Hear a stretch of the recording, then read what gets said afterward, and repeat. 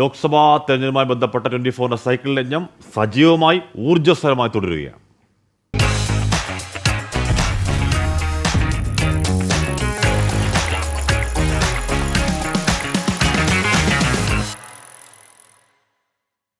പത്തനംതിട്ട കോന്നിയിലെ അടവി eco tourism സെന്ററിൽ സഞ്ചാരികളുടെ തിരക്കാണ്. അവരുടെ അവധിക്കാല വിശേഷങ്ങളും തെരഞ്ഞെടുപ്പിനെ കുറിച്ചുള്ള കാഴ്ചപ്പാടുകളും തേടി 24 സൈക്കിൾ യജ്ഞം കടന്നു ചെന്നു. ഇതാ വരുന്നു അടവിയിലെ കാഴ്ചകൾ.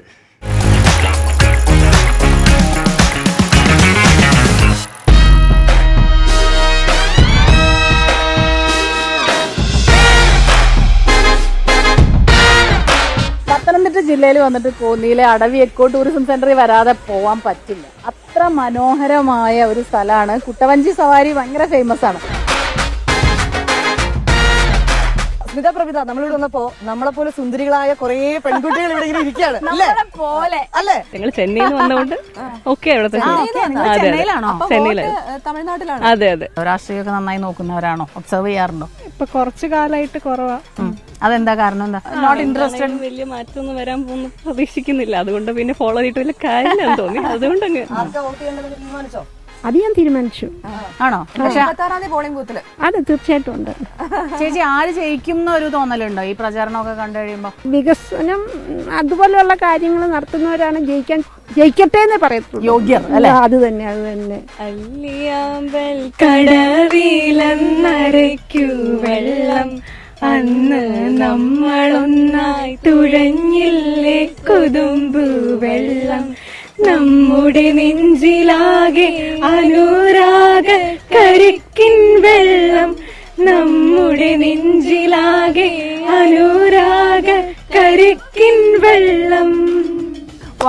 ഭയങ്കര സന്തോഷല്ലേ? അപ്പൊ കാണാം. ബൈ.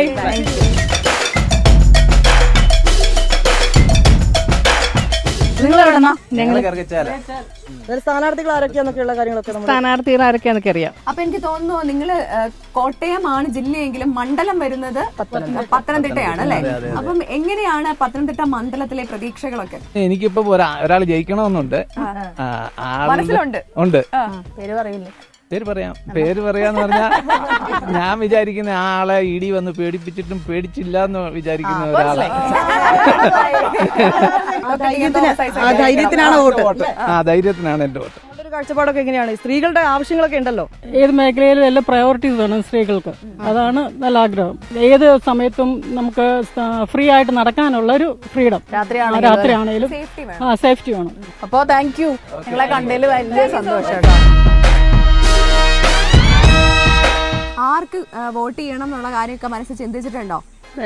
ഭരിക്കാൻ കഴിവുള്ള നല്ലൊരാള് ജയിച്ചു വരണതേ ഉള്ളൂ. അപ്പൊ വ്യക്തികളെ നോക്കിയാണ് വോട്ട് ചെയ്യുക അല്ലെ? വ്യക്തിയുടെ കഴിവനുസരിച്ച്.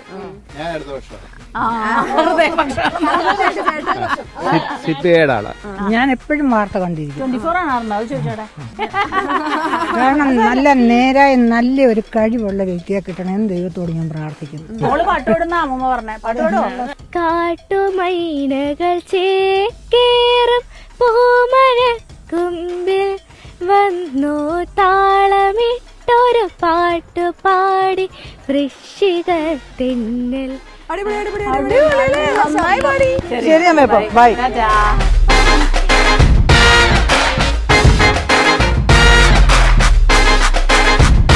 ചേട്ടൻ എത്ര വർഷമായി ഈ കൊട്ടവഞ്ചി തുഴയാൻ തുടങ്ങിയിട്ട്? ഇവിടെ 10ാമത്തെ വർഷമാണ്. ഇവിടെ കൊട്ടവഞ്ചി 2014 ഇവിടെ തുടങ്ങുന്നത്.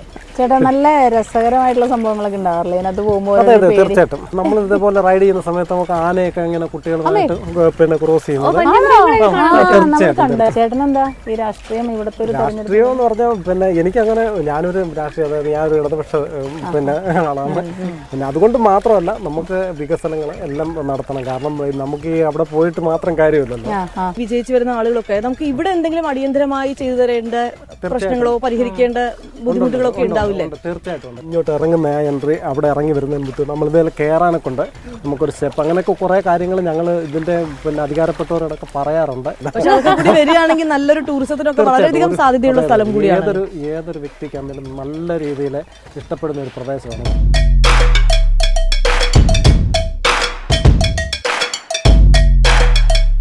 എങ്ങനെയുണ്ട്? പേടിയുണ്ടോ?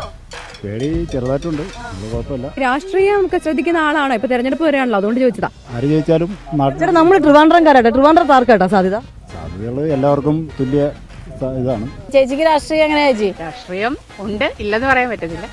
രാഷ്ട്രീയമാണോ വ്യക്തിയാണോ നോക്കാറ് വോട്ട് ചെയ്യുമ്പോൾ? വ്യക്തിയല്ല, പക്ഷെ പാർട്ടി എന്താണ് സമൂഹത്തിന് വേണ്ടി ചെയ്യുന്ന അതിനോട് അത് നോക്കുമല്ലോ, ആശയങ്ങൾ നോക്കും തീർച്ചയായിട്ടും അല്ലേ. അപ്പൊ നമ്മുടെ യാത്ര തുടരാം. അതെ.